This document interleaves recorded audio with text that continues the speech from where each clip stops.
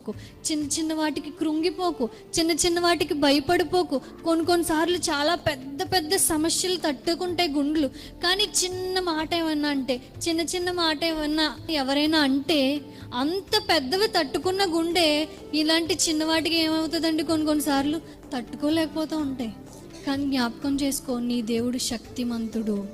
నీ కోసం శక్తివంతమైన కార్యం చేయడానికి ఆయన నీ కోసం ఉన్నాడు. ఆయన నీతో చెప్తున్నాడు ఈరోజు, నువ్వు దేనికోసం దిగులు పడుతున్నావో, దేనికోసం బెంగెట్టేసుకుని రాత్రులు ఏడుస్తున్నావో, దేవుడు అంటున్నాడు, ఆ విషయమై నేను పని చేస్తున్నాను, ఆ విషయం మీద నేను పని చేస్తూ ఉన్నాను నీ కోసం.